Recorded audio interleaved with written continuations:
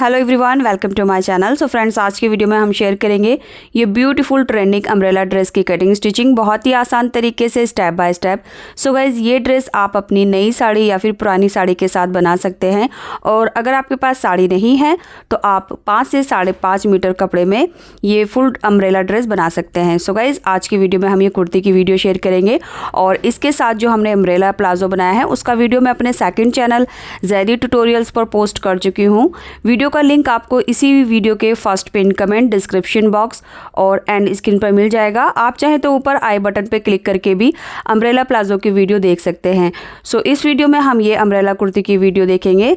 तो उम्मीद करूँगी आपको ये वीडियो पसंद आएगी और आप इसको लाइक ज़रूर करेंगे। साथ ही साथ इस वीडियो को एंड तक ज़रूर देखें, कहीं भी स्किप ना करें, ताकि एक एक चीज़ आपको क्लियरली अपने मेजरमेंट के हिसाब से समझ आ जाए। तो कुर्ती का मेजरमेंट कुछ इस तरह से रहेगा। अपनी कुर्ती की लंबाई के हिसाब से हमने फैब्रिक ले लेना है। तो साड़ी में टोटल 5.5 मीटर के राउंड फैब्रिक था, तो यहाँ पर 2.5 मीटर में मैंने प्लाजो पहले ही निकाल लिया है। बाद में इसमें 3 मीटर ये हमारा फैब्रिक बचा है। तो ये हमारी जॉर्जेट की साड़ी थी और साथ में मैंने 2.5 मीटर ये अस्तर ले लिया है। तो ये सिल्क क्रेप अस्तर है, आप चाहें तो इसको सैंटून या फिर कॉटन फैब्रिक भी ले सकते हैं इसकी जगह। तो ये हमारा 3 मीटर साड़ी का फैब्रिक है और एक साइड में यहाँ पर ये ब्लाउज़ का फैब्रिक दिया है। तो ब्लाउज़ में से मैं स्लीव निकालूंगी। सो ये हमारा एक साइड में हो गया और इस साइड से हम कुर्ती का घेरा और टॉप पार्ट निकालेंगे। पहले हमने घेरा निकालना है। तो घेरा निकालने के लिए कपड़े को देखिए 40 इंच की लंबाई पर मैंने डबल फोल्ड कर लिया है। ये हमारी किनारी वाली साइड है। अब कपड़े की बंद वाली साइड को हम खुली वाली साइड की तरफ इस तरह से तिकोना शेप में फोल्ड करेंगे और सभी सिलवटें इसकी अच्छे से निकाल लेंगे। अच्छी तरह से फोल्ड करने के बाद ये वाली जो साइड है, ये बंद साइड है और यहाँ पर हमारी 2 किनारी है और एक फोल्ड वाली साइड है। और इस तरह से देख सकते हैं 2 मीटर में हमारा घेरा बन जाएगा। और आगे की तरफ जो हमारा फैब्रिक बच रहा है ये वाला, इसमें से हम टॉप पार्ट और जो हमारा पिंक वाला फैब्रिक है उसमें से हम स्लीव कट करेंगे। अब इस वाले कॉर्नर से हम अपनी कमर की मार्किंग करेंगे। जितनी भी हमारी कमर की गोलाई है उसको 4 से डिवाइड करेंगे और उसमें 1 इंच प्लस कर लेंगे। तो मैं यहाँ पर 32 कमर के लिए बना रही हूँ, तो 32 का फुट पार्ट हुआ 8 इंच, 1 इंच इसमें हम प्लस कर लेंगे जो हो गया 9 इंच। तो अब हमने यहाँ पर इस तरह से 9 इंच को गोलाई में रखना है, इंच टेप को, और खुली साइड में मार्क कर लेना है। खुली साइड में जो भी लेंथ आएगी इसको लेते हुए हम आगे तक डॉट डॉट करके पहले थोड़ा थोड़ा दूरी पर मार्क कर लेंगे और उसके बाद हम इस सभी मार्क को एक दूसरे के साथ मिला लेंगे। सो गाइज़, यहाँ पर मैंने 1 इंच मार्जिन लिया है, बट आप चाहें तो यहाँ पर आधा इंच मार्जिन लेंगे तो भी काफ़ी रहेगा।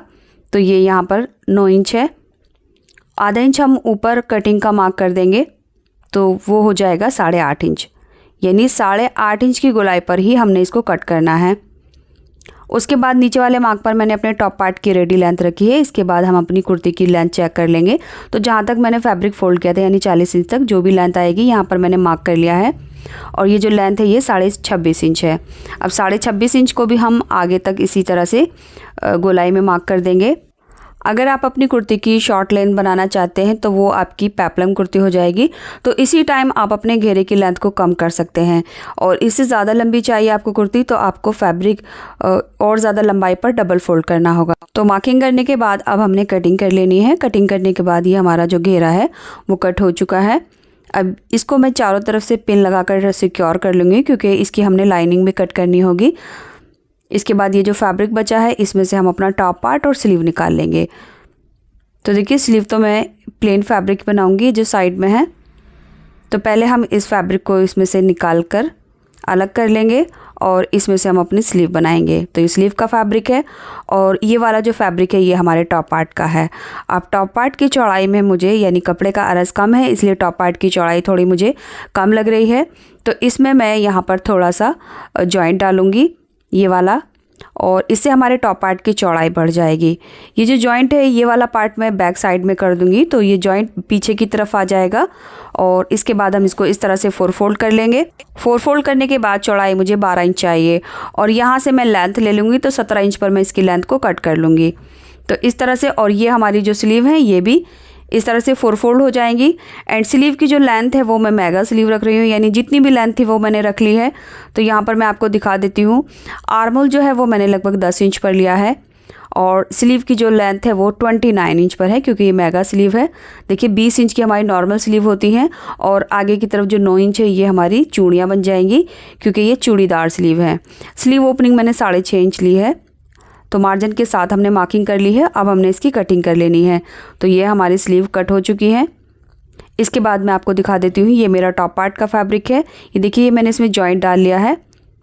ये 4 फोल्ड है और 4 फोल्ड करने के बाद इसकी जो चौड़ाई है वो 12 इंच है, लंबाई मैंने इसकी 17 इंच ली है। तो इसमें हमारा चौड़ाई में मार्जिन आ गया और लेंथ में भी हमने इसका मार्जिन ऐड किया है।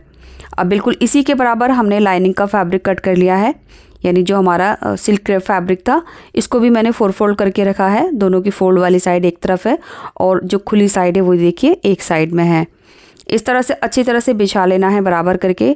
और ऊपर की साइड में हम अपने आर्म होल की मार्किंग करेंगे। तो जितना भी हमारा आर्म होल है उससे मैं आधा इंच एक्स्ट्रा ले रही हूँ, क्योंकि ये जॉर्जेट फैब्रिक है तो जॉर्जेट और शिफॉन फैब्रिक में थोड़ा सा बढ़ाकर ही लेना चाहिए। इसके बाद नेक की विड्थ मैं 3 इंच ले रही हूँ। यहाँ से आधा इंच कंधी डाउन करके इसको तिरछा करके मिला देंगे। अब इस वाले मार्क से नीचे की तरफ हम आर्म होल की लेंथ लेंगे। तो आर्म होल की लेंथ में 7 इंच ले रही हूँ। तो इस तरह से ऊपर तक मिला देंगे।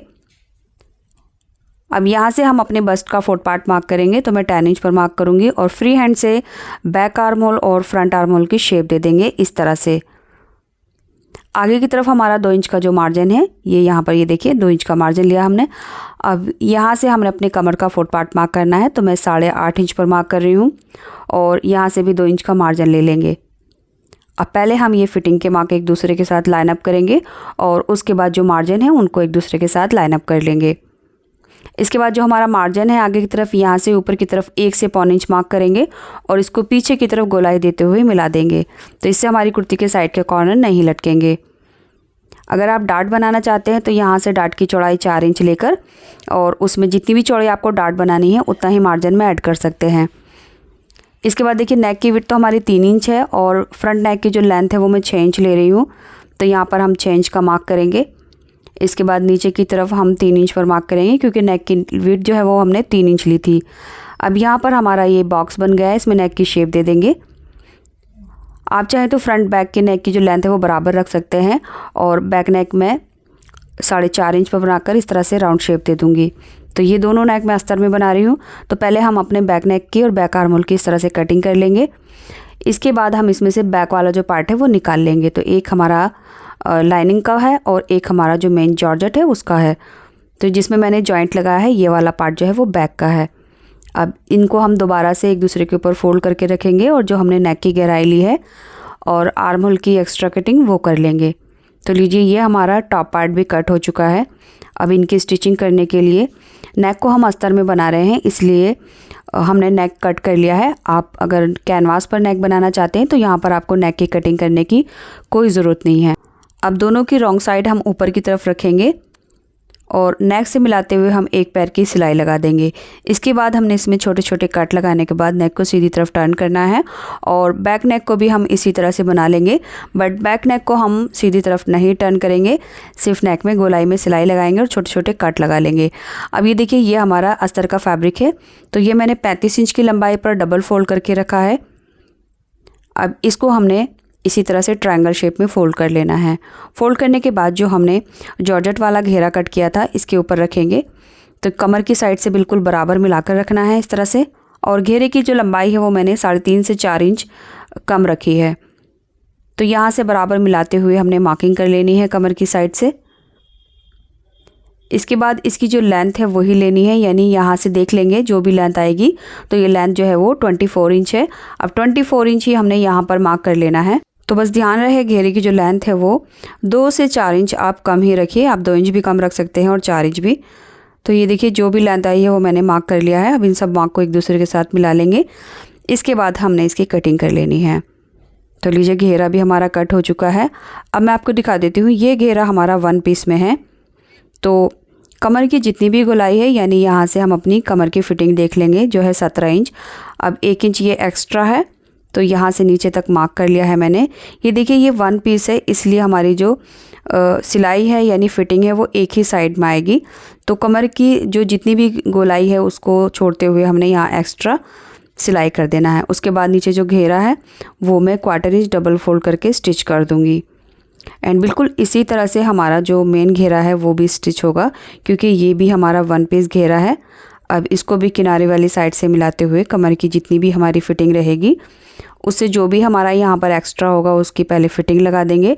उसके बाद नीचे जो घेरा है उसे आप चाहें तो मशीन से बारीक सिलाई से फोल्ड भी कर सकते हैं या फिर आप प्लास्टिक थ्रेड से इसमें पीको भी कर सकते हैं, और जो मैं आगे आपको वीडियो में दिखाऊंगी क्योंकि मैंने इसमें प्लास्टिक थ्रेड से पीको किया है। अब देखिए जो हमारा टॉप पार्ट था ये बैक नेक है, इसमें मैंने सिलाई लगाकर छोटे छोटे कट लगा लिए हैं। अब इसको सीधी तरफ इस तरह से टर्न कर लेंगे। इसके बाद हमारा जो फ्रंट वाला पार्ट था उसका नेक भी मैंने बिल्कुल इसी तरह से बनाकर सीधी तरफ टर्न किया और उसको चारों तरफ से मैंने सिलाई लगाकर एक दूसरे के साथ सिक्योर कर लिया है। ये देखिए यहाँ पर मैंने सिलाई लगा दी और इसके नेक पर भी सिलाई लगाई है। अब बैक वाला जो पार्ट है हमारा, ये देखिए बैक वाले जो हमारा अस्तर है उसको फ्रंट की तरफ इस तरह से लाएंगे और यहाँ पर आधा इंच दबाव लेकर दोनों कंधियाँ सिल देंगे। तो ये हमारी जो कंधी हैं वो अंडरग्राउंड स्टिच हो जाएंगी। कंधी सिलने के बाद हमने इनकी फिटिंग भी कर लेनी है। तो ये हमारा टॉप पार्ट जो है वो इस तरह से रेडी हो जाएगा। ये देखिए कंधियाँ मैंने अंडरग्राउंड स्टिच की हैं। कंधी सिलने के बाद इसकी फिटिंग भी लगा ली है। इसके बाद जो हमारी स्लीव थी उनकी मैंने मोरी फोल्ड कर ली है और उसमें फिटिंग लगा ली है। दोनों का आर्म होल इस तरह से बराबर रहेगा और अब हमने दोनों स्लीव इसमें जॉइन कर ली हैं। आप चाहें तो कंधी जॉइन करने के बाद ये स्लीव लगाकर बाद में फ़िटिंग कर सकते हैं। तो मैं जो स्लीव है वो बाद में लगाती हूँ, इससे फ़िटिंग जो है वो अच्छी आती है। अब इसका घेरा हमने जॉइन करना है। तो यहाँ पर देख सकते हैं आप, ये हमारा अम्ब्रेला जो घेरा है जॉर्जेट फैब्रिक का, दोनों की कमर बराबर रखते हुए हमने साइड से यहाँ पर सिलाई लगा दी है और अब इसको हम सीधी तरफ टर्न कर लेंगे। इसके बाद जो हमारा अस्तर वाला घेरा था उसमें भी हमने साइड से फिटिंग लगा दी है और इसकी भी जो कमर वाली साइड है यानी दोनों घेरे की जो कमर है वो एक दूसरे के बराबर रहेगी। अब इसको भी सीधा कर लेंगे। सीधा करने के बाद ये देख सकते हैं आप दोनों कमर से बराबर हैं। अब अस्तर को हम अपने मेन जॉर्जेट वाले फैब्रिक के अंदर इस तरह से रखेंगे और उसके बाद यहाँ पर हमने एक पैर की सिलाई लगाकर दोनों को एक दूसरे के साथ सिक्योर कर लेना है। उसके बाद टॉप पार्ट से अटैच करेंगे या फिर आप चाहें तो डायरेक्ट इस तरह से एक दूसरे के अंदर रखते हुए इसके ऊपर टॉप पार्ट को कवर कर देंगे और यहाँ पर तीनों की लेयर जो है हमारी उनको एक दूसरे के सामने रखेंगे। ये साइड की जो हमारी फिटिंग है एक साइड में आ जाएंगी और डायरेक्ट आप इस तरह से तीनों लेयर को पकड़ के आधा इंच का दबाव लेकर सिलाई कर सकते हैं।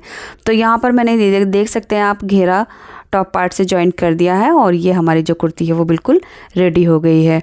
अब इसका जो घेरा है इसमें मैं प्लास्टिक थ्रेड से पीको करूँगी।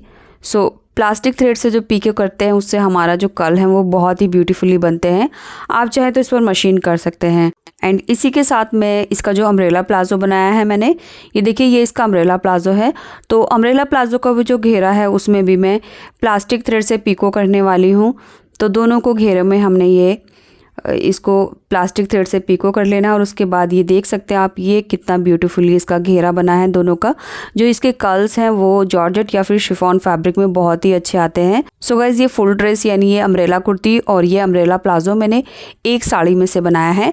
एक साड़ी में आप हिसाब लगा सकते हैं 5 से 6 मीटर के अराउंड फैब्रिक आता है।